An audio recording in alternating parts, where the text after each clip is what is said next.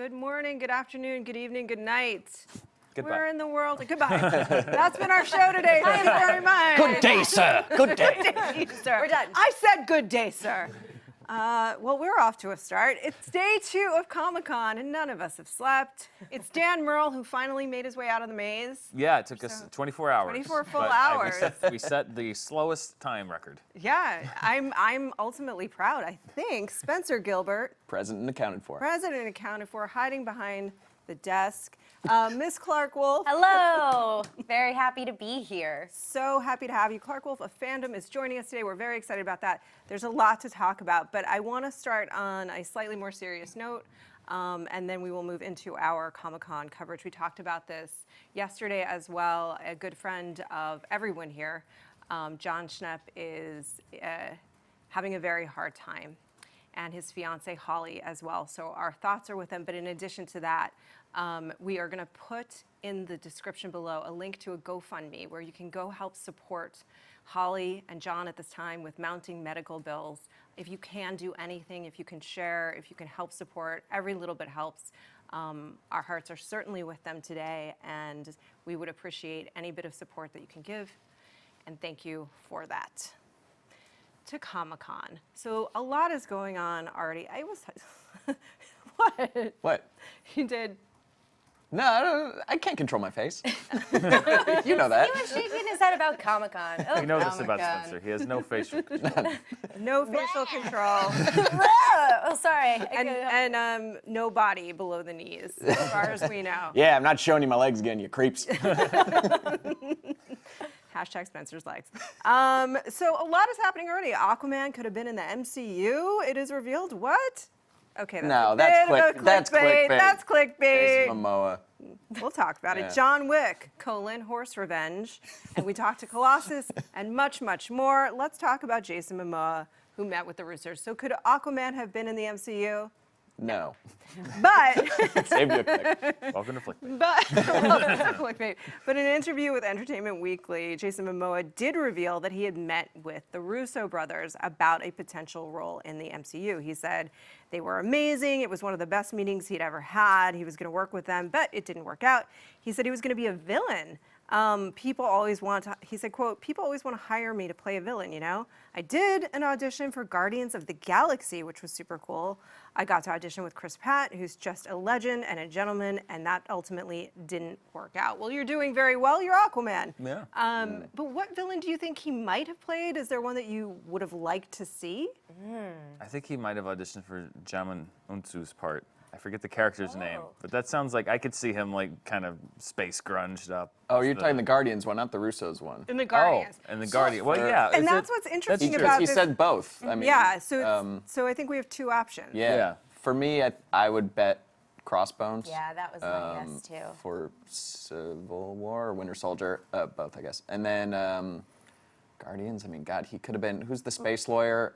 Ronan the Accuser. Yeah, that's Lee Pace, right? Yeah. Yeah, I Lee could see it Pace. as Lee Pace's role for sure. That's literally his job. It's interesting that you think of Ronan as a lawyer. He's a prosecutor. He's a space prosecutor. He's a space. He's like He's holding a Judge gavel, Dredd. a magic- He's Judge yeah. Dredd in space because he's the judge and the jury and the executioner. He's all of it. Ronan is the law. Yeah. He is the law. He is the law. frankly. Yeah, I'm with Spencer. I think Crossbones probably. That was my guess as well. But I like that Jason Momoa is, I like him as Aquaman, as everything we've seen. But I do like too his point about the playing a villain. I like that he's playing a hero. Like we know him as Khal Drogo. We know he can do that. We know he can be scary and all of those things. So I kind of like that he's playing a rough and tumble version of Aquaman. I'm super into this. I'm very excited for Aquaman. Oh, yeah. Yeah, it looks. James Wan is my man. And Yeah. the timing would, my man. I love it. I love James I was Wan. waiting for it. Yeah. The timing would make sense though for Russo brothers and Guardians because they both came out in 2014. Right. And we know how Disney particularly loves to sort of have a stable of people that they sort of revisit and put in different projects. So it would make sense that there was this sort of window where they were looking at him for Marvel stuff, and then he got to be Arthur Curry. Yeah. The Aquaman. The Aquaman looks really fun. The Aquaman. It just doesn't seem to be taking itself too seriously. I will say thank you to whichever one of our viewers sent me the poster that mixed Aquaman with the Meg, because you're right. Yeah. Or did you guys see the Lisa Frank poster? Oh my God! So if you're a '90s kid like me, the Lisa Frank was all those like really high, intense, bright colors and all the Binders, animals, binders, stickers. folders, stickers, so many accessories that I had all of them. But they turned the Aquaman poster into a Lisa Frank version, and it was amazing. Thumbs up. Thumbs up to that. Thumbs up to Jason Momoa doing any of the things. I mean, I feel like it would be too late for him to do anything with Marvel at this point, now that he's Aquaman. But we have another story that opens up that question. How many franchises is too many franchises? I don't know, but ZAZZIE BEETZ is maybe going to find out, because she's in talks to join the Joker movie. This is the standalone Joker movie that we've talked quite a bit about with Joaquin Phoenix and Helmer Todd Phillips. This is via THR, The Hollywood Reporter. First of all, I love her. Can we just stop for a moment and admire her? Pull her back up, please, JT. I love her. She's amazing in Atlanta. That's really her breakout role. And then, of course, she was sort of stole the show as Domino. People are calling for a Domino spinoff. So this sort of begs the question, if she were to take this Joker movie, what does that mean for Domino? A, and then two, who could she be playing? It's said that she's a single mother who catches the interest of the man who will become the clown prince of crime. I mean, that's because there's, remind me, there are people who do double duty on Marvel and DC. Well, there's Josh Brolin in a large way doing double Oh, yeah. duty as Cable and Thanos. Yeah, for sure. Well, and you had Affleck was Daredevil, and then he was Batman. Yeah. Those are two big cross-genre characters, but They're- simultaneously. Simultaneously, That's- I it's feel like Josh Brolin is, Yeah. the template for that. The one I But think that's should, within Marvel still. right. Thanos And then the one that I was Yeah, thought you're of, right. That's Oh, so inter-Marvel, we're talking about inter-studio, interpollinating DC and Marvel. That's much more. I'm sure there's Michael examples Keaton? that people. Didn't Lawrence yeah. Fishburne, wait a second, because he was in Ant-Man, right? Yes, and so- he's Perry and White. yes, exactly, because I was just reading an article where he was saying, yeah, I think I'm done as Perry White. But then again, Henry Cavill doesn't know if he's Superman, so I don't know what's going on. But yeah, he seems to have made the jump kind of definitively, Yeah. Lawrence Fishburne, whereas it sounds like ZAZZIE is like going to be bouncing back and forth, which is kind of cool. And concurrently, too. So it's not even with the period of time apart. So that's interesting. But to I me. wonder too, since this, it seems to me like going forward, the DCEU has been really clear about the fact that these side movies are side movies, so maybe it's kind of an exception because It's a one-off. Exactly, it's Yeah. a one-off, it's a standalone thing. It's not like signing up for a giant franchise, maybe. I don't know. Yeah, it's interesting because it doesn't bother me until you look at it on a timeline. Like, I feel like you can hit peak Chris Pratt, for example, where it's like, oh my God, every movie is a Chris Pratt movie now. But this, you gotta strike while the iron's hot. But as long as they're spaced out, I think you can be in any franchise as much as you want. This movie, though, increasingly is feeling like on movie fights when we have like blind fights and we have like 4 cups and it's like, all right, pitch a Yeah. Joker movie, movie? directed by Todd Phillips, Yes. starring Joaquin Phoenix and ZAZZIE ZAZZIE BEETZ. Yeah. All right. Okay. Sure. This is quickly turning out to be. I don't know what this is going to be, but it'll be something. It'll be something. Joaquin Phoenix is a great actor. It'll be Yeah. a movie. I mean, I feel incredibly more optimistic, I think, Dan, than you do on this one. I'm not. It's not that I'm really optimistic or pessimistic. I'm Curious. confused. It's just so many curious choices, but sometimes those are the best choices. Yeah, it does get a little curiouser. That's what I like about it. I'll be honest. I don't want to repeat this too much. Like, I like the budget. I like that they're allowed to be risky. Todd Phillips for me is the big question mark. Joaquin and ZAZZIE are great actors, so I want to see them together. The question mark for me is, what would Todd Phillips do with this? Well, I also think Todd Phillips actually is a really inspired choice because I think when you look at a lot of his comedy, specifically the Hangover movies, there is a dark. It's mean. It's a mean, Yeah. dark comedy, and so I think that when you're talking about a character like the Joker, it's mean, dark comedy. We had said that when this was originally revealed that I does. wasn't here, I'm well, sorry. no, and I'm glad that we're thinking alike, Clarke. Yes. But it is still a curiosity to me Yeah. because they're as much as they're mean, they are broad. They're quite broad. And I don't know. What do you think? I mean, the Joker's all about the unexpected. No one was excited to see Heath Ledger until they saw him, and I think that getting someone with a comedy background, not necessarily a terrible idea for this movie. There's always a dark edge undercutting that kind of comedy, and we'll see. Do you think we'll get confirmation on this tomorrow at the Yeah. Warner Brothers Ooh, good question. presentation? I don't know why I stumbled over. I don't know. And that's a big question for me too with Warner Brothers because they've got Aquaman, they've got Godzilla. Fantastic Beasts. Shazam. Shazam. Yeah. I mean, so how much room? They got 2 hours though for 2 this hours. panel. Wow. So there's room in there to reveal a lot of things, but how much minutia do they want? Do they just want to do the broad strokes of get excited for what's exactly next? Like they want you to get excited for Aquaman because they want butts and seats, you know? I just hope that they tweak the order a little bit because I remember I think it was last year or 2 years ago. I think it might have been 2 years ago. They were like they led with DC and it was like everything, and then they're like, and now King Arthur. And I was like, Yeah. One guy, That one guy was Guy Ritchie. Guy Ritchie. Yeah, it was like, I think really a He guy, was like Guy Ritchie. moderately backed up by Charlie Hunnam, who was like, I guess, what have I done with my career?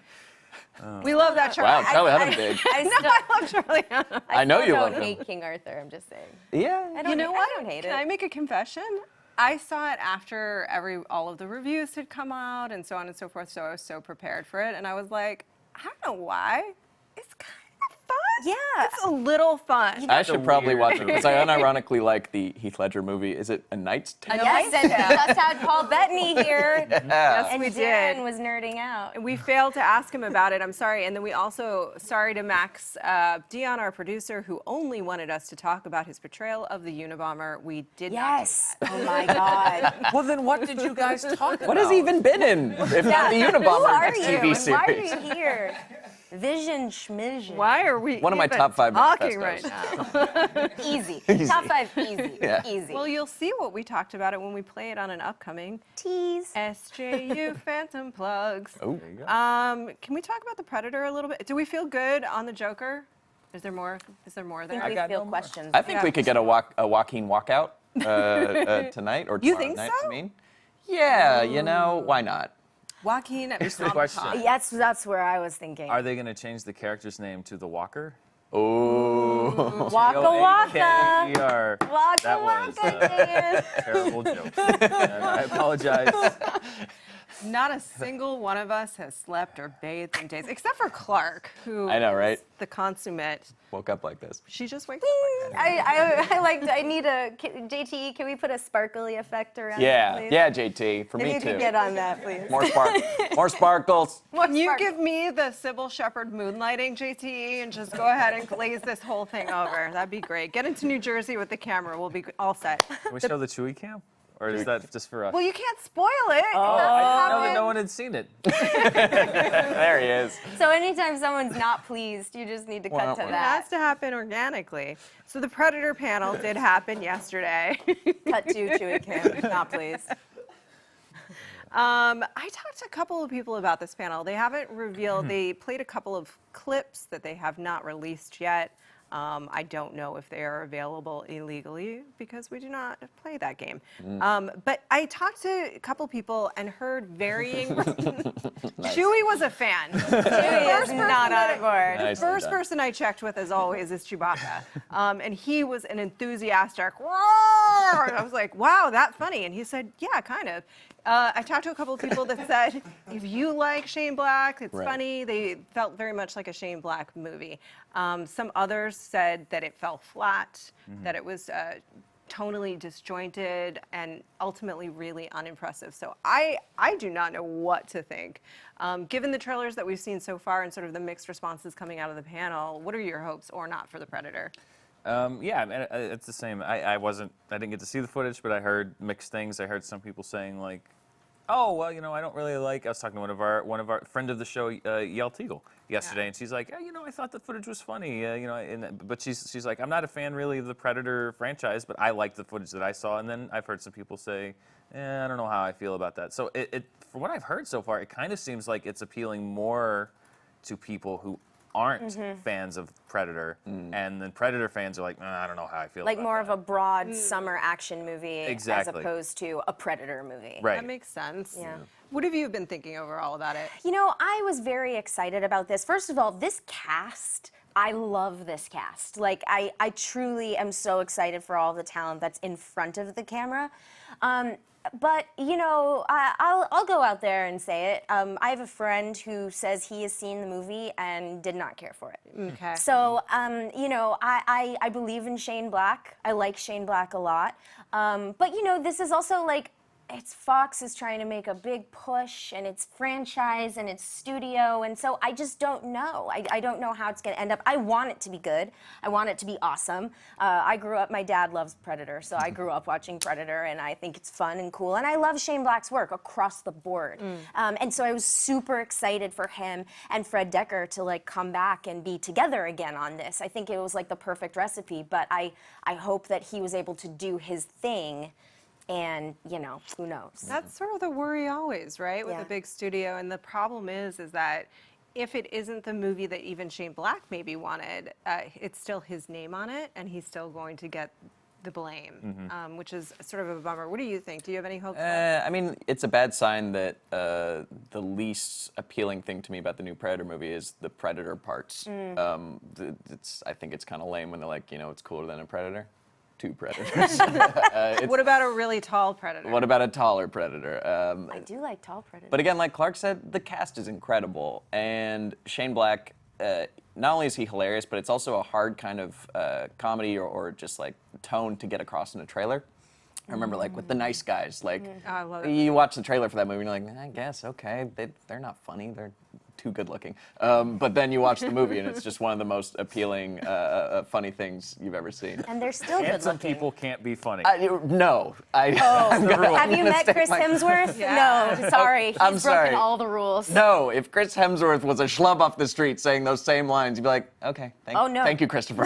Disagree. Chris Hemsworth has the Every goods. comedian says that. Every comedian says that we are fooled into thinking he's really funny because he's really Yes. Chris handsome. Hemsworth? And funny. I say the reverse is true, that you're saying he's not funny because he's so handsome. Well, his type Yeah. of humor is playing off the fact that he looks like a god. So it's, else has he's he working got with to what play he's off? got. Wait a second. Delivery Yes, because he's is so not- good looking in Ghostbusters. That's the joke, is you're so good looking. Yes, well, that And is yet the you're joke saying in things. Ghostbusters. But in other things, that is not the joke. Well, in Chewie Cam. Ghostbusters and his Chewie, Thor what do you say? portrayal, yeah. Thor, Chewie, what do you think? He's not here. Fine. He's not here for it. Take the unpopular opinion. Vehemently disagrees with Spencer. I don't know. I think he might have Spencer's back on this one. I just think it's interesting that every comedian has that same theory. Why is that, Dan? You're a comedian. Oh, no. Not in the least. I'm learning things. Funny. I don't have the guts to be an actual comedian. Oh, it's so It's terrifying. terrifying. The idea gives me Oh my God. panic. I would die. Yeah, I don't know. I think it's more playing against type, and that people like Chris Hemsworth don't generally break in playing comedic roles. So I think that's what makes it funny. Is that like Russell Crowe is not known for his comic chops, so he's in this movie that's really funny, and I think it's just playing against type more than. I'm not going to be lookist and say that. If I can give if I can give a Handsomest. shout out to Cabin in the Woods, where Chris Hemsworth and Joss Whedon and Drew Goddard all worked together before he was Thor and before he was in the MCU. He's very funny in Cabin in the Woods, and it's a different kind of funny than I'm a god. I say things like this. But yeah, I think he's a funny. And let me clarify my previous statement. Let me walk it back a half step. It's just saying that when I saw the trailer for The Nice Guys, I had my arms crossed. But when I saw the movie, I thought, okay, Gosling can deliver comedy. I thought he was actually the funniest part Yeah. of the movie. I agree. But I will admit one thing about Gosling.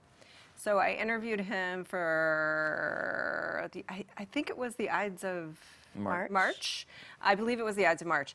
And it was a print interview, so I recorded it, right? And I left the room thinking, my God, I mean, he needs to be president. This guy is like brilliant, you know? And then I got home and I played the recording back, and it was perfectly fine. He was a gentleman and he had lovely answers and so forth. But I was like, I got Goslings. Yeah, you got you Goslings. did. I totally got Goslings. Yeah, you got did, gazed. girl. You got gazed, straight gazed.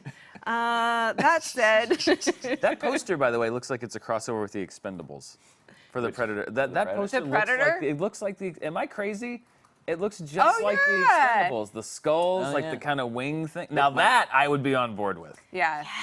All the Predators. All and my all God. of the Expendables And fighting all all, the- of yeah. the All the Predators. Predators. Alien Yes. versus Predator versus Expendables. Yes. There we go. Franchise. Franchise Hollywood. it, Are Hollywood. you listening? Make it happen. Even just a Dolph Lundgren is fine.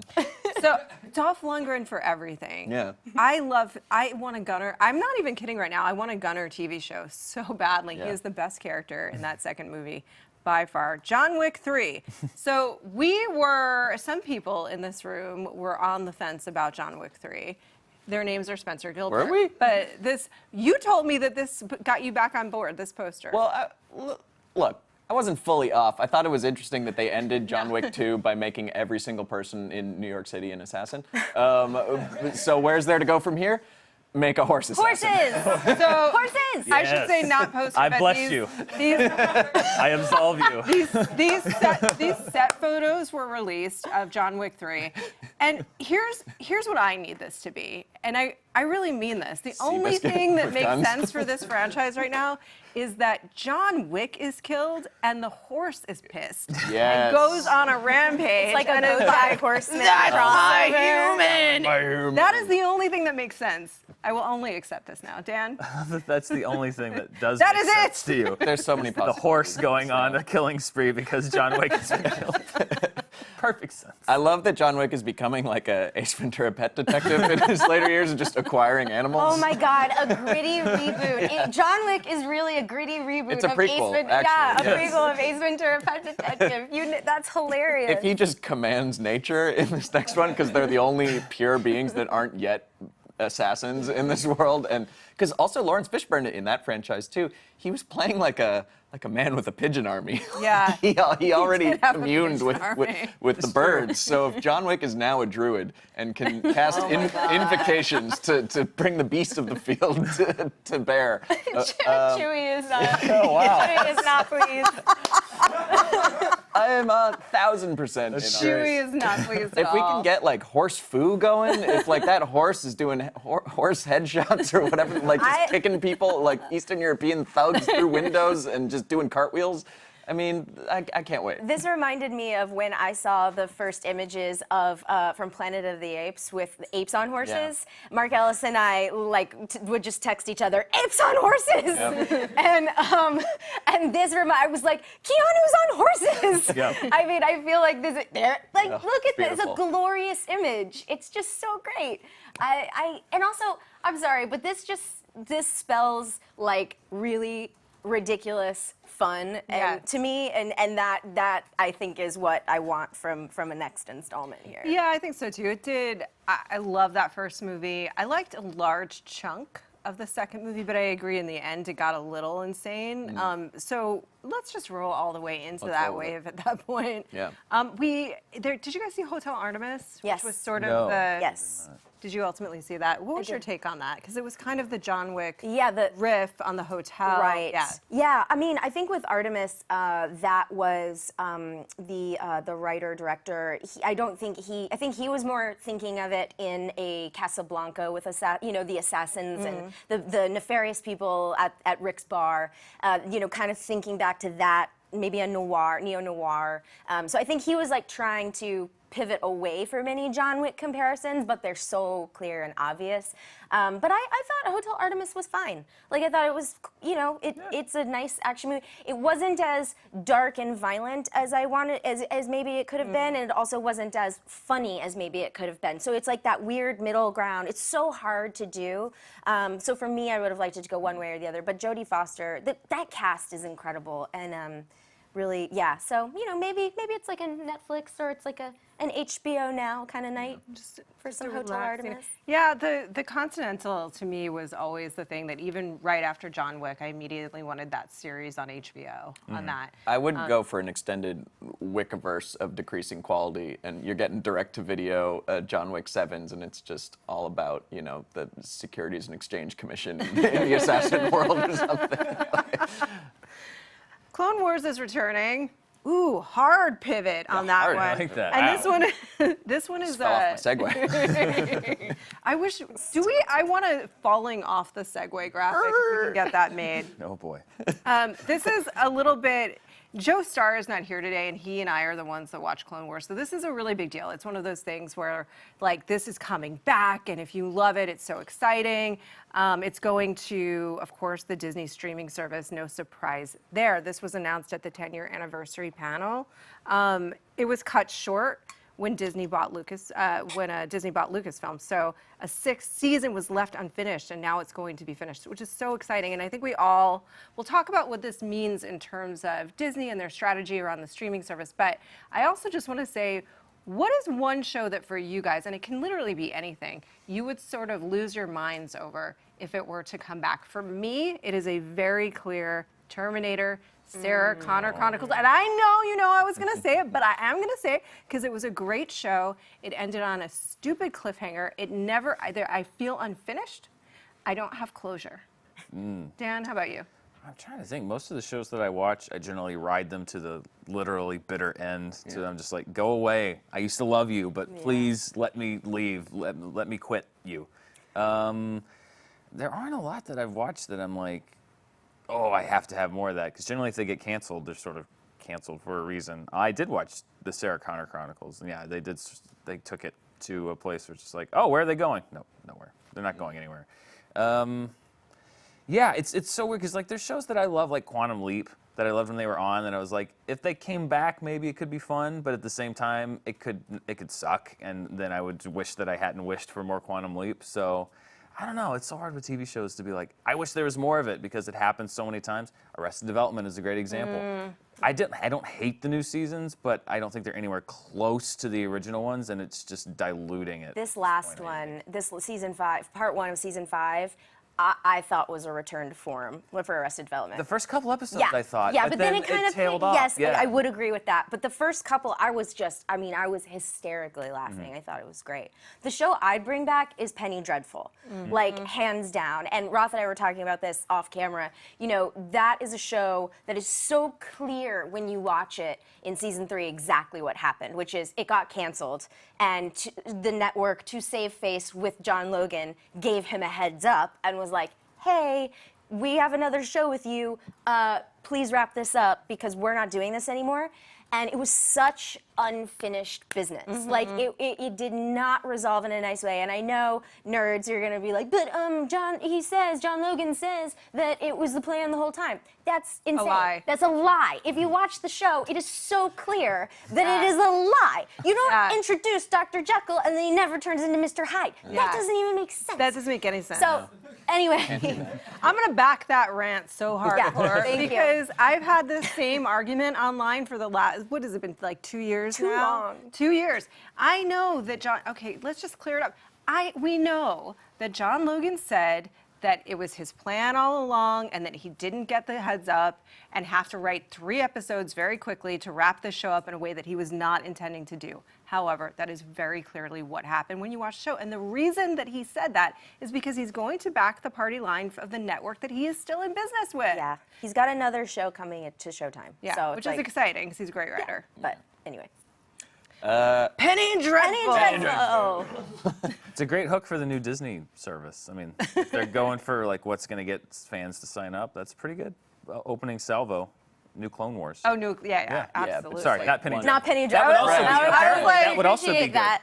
Disney, you've got all the money. Could you please buy Penny Dreadful and revive it Bring just everything back. for me? They own it all. Just for me. At me. I'd bring back Friday Night Lights for just let's see where everyone's at. High school reunion. The next generation, yeah. I don't think anyone. Well, people got too famous and then less famous now, so they're ready to we can totally get.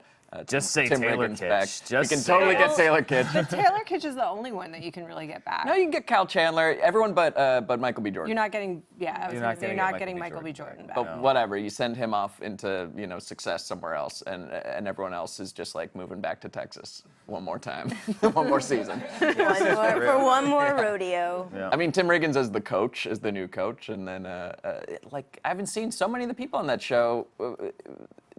Didn't really go anywhere. Connie Julie, Britton, whoever played her, Connie Britton, Always right? more Connie. And Well, Connie Matt Britton- Saracen. Where's Matt Saracen? He's in The Purge last He's time in I The saw him, Purge. getting killed. Yeah. Oh, So there's a couple that will come back. Connie Britton after Nashville, what's she been doing? she is. I don't know.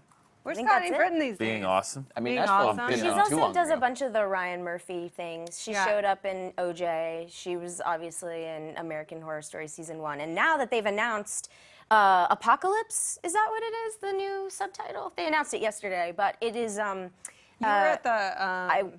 I was not at that, but I Okay. saw they released a poster, and so if you watch season 1 of I almost said Arrested Development, spoiler or Freudian slip. You watch season 1 of American Horror Story. The spoilers for season 1 of American Horror Story. The movie ends with Jessica Lange's character taking care of a newborn baby that we are led to believe is the Antichrist. Fun. Yeah, that's the end of season 1 of Murder House. So I believe that they are, and also they've teased that this is a crossover with Coven. So I think they're wrapping up loose ends from season 1 of American Horror Story. So that is that's what the reference to the baby is, I think. Can we talk about American Horror Story real quick? Because I didn't even watch last season. honestly, that first season was so great. It was so great. And then there are elements of the other seasons that I like. But with Coven, I was excited to go back to Murder House, but then to cross over with Coven, which basically ended with an hour-long Stevie Nicks video. And it was the weirdest hour of television I think I've ever watched. Of all the problems Which I had with sounds Coven, awesome. that wasn't it. No, which sounds awesome. I know that sounds awesome. It wasn't. And that is the amazing thing. How do you not make that amazing? Ryan Murphy, he is a fascinating creator to me because he has these incredible ideas, this genius mind. He always delivers a really strong first season, and then he cannot follow it through. Why are you not just doing limited series, Ryan? I'm asking you as if you're Ryan. Well, it is interesting though, because with the anthology format, you would think that American Horror Yeah. Story would have the ability to be very strong. Like Feud. Yeah, totally. I But, loved Feud. So I don't know, or American Crime Story Yeah. even, but I don't know. I don't Yeah. know the answers. All right. For a Clone Wars, Segment. no. I was gonna say, for someone who knows nothing about Clone Wars, what was left unwatched or unsolved? And may I follow up that question with another question? Events that took place in Solo, a lot of people told me were references to Clone Wars. One big one. Yeah. So do you think that might have had something to do with it too? No, I don't think so. There was a thing that happened. I kind of don't want to do spoilers. If I just yeah, no, but I just didn't know So in general what was there- There's left. there about was- 10 minutes of there's- Obi-Wan's life that haven't been put on film in one way or another. But And there this is going to was- be those 10 minutes expanded over. Sorry. so Ewan the McGregor. reveal at the end of Solo. So I feel for the reveal at the end of Solo would have been very confusing for anybody that was just watching Star Wars, the movie. Yes, it was. Right? Quite. Okay, because isn't he dead? Yeah. And then if you watch Clone Wars, no, he's not, Right. as it turns out. So that I think is, and they just kind of didn't address it, you know? They sure didn't. But I wouldn't, I don't think that's why they're bringing Clone Wars back. I think that Disney is launching a service that has the ability to have very broad appeal with, we've talked about this, maybe unlocking the Disney Vault, and you can sort of get it there. And then it can create very niche programming in Star Wars that sort of feeds that fan base, which is, they do need to feed it, you know? But that the expense of creating it is offset by the subscription service in total. I don't know if I'm making sense. Like HBO, right? HBO was able to invest a lot of money in documentary series and things like that for a period of time because they were getting high subscription based off things like their premiere shows and dramas. Sweet. So the Clone Wars is cool. Yeah. So Clone Wars. So Clone Wars. Last season. Okay. STARGIRL. Speaking of streaming services, competitive streaming service DC has revealed via Variety that they are going to making a STARGIRL. STARGIRL TV show. The new streaming service, DC Entertainment, is giving a STARGIRL live-action drama from writer and executive producer Jeff Johns, no less, and Berlanti Productions. This is pretty interesting to me. So STARGIRL, if you aren't aware, and I wasn't, tells the story of high school sophomore Courtney Whitmore, who inspires an unlikely group of young heroes to stop the villains of the past and reimagines the classic superhero team, the Justice Society of America. This will be the 6th series for the DC Universe, which launches later this year. Titans, which we saw the trailer for yesterday. Yeah. I saw that. You finally saw it. I didn't see that till last night. Oh, yeah. Still haven't watched it, and I was. What are you waiting for? It's I was incredible. very confused by the reaction online. That was weird. Like, Too in your face, Dan. I guess I just that was bizarre to me. Why would you do that? Why would that be a thing? Because you're old I and didn't Robin watch it. I kills haven't seen people it now. yet. Deal with it, Dad. Dad. I mean, I guess I see there's a different flavor, but why lead with that? Why is that your first foot forward? That just seems that was very odd to me. I think it was like, this is not your dad's Robin kind of a move, you know, and like, you never know what you're going to get on the DC Universe streaming service. Other things that you are going to get that we do know include Doom Patrol, Swamp Thing, which I'm pretty excited Here about. for Swamp I'm Thing. so here for that in Swamp Thing. 2019. Also scheduled to premiere are the new series Harley Quinn and the 3rd season of Young Justice, both from Warner Brothers Animation. I think that it is interesting, Dan, that they led with that. And it feels a little bit, this is really just a guess, as Disney launches their streaming service, and they've sort of said that they're going to make it all under the Disney brand, very family-friendly, things like that, how that ultimately happens in the end with some of their additional programming, things that would be on ABC, things that are Marvel, Netflix series, I don't know. But does it feel like, once again, DC is like, we're not that sort of releasing that trailer is that statement, we're not Disney? I don't think so. I think it's just the highest profile thing they had in development was like, everyone knows Teen Titans and Robin, so let's lead with that. I mean, this sounds really different, STARGIRL, and I'm actually very excited for this show because isn't this the first thing since Jeff Johns has Thanos'd himself and been like, fine, I'll do it myself. Yeah. He stepped down for being an executive and he's rolling up his sleeves and he's actually going to executive produce and write this show. And like, I'm really excited to see what he can do with that. Me too. And I think we've talked about this a lot, it seems like the best move for Jeff Johns because being an executive position and being a creative position are not necessarily cohesive. Yeah. What do you think about STARGIRL?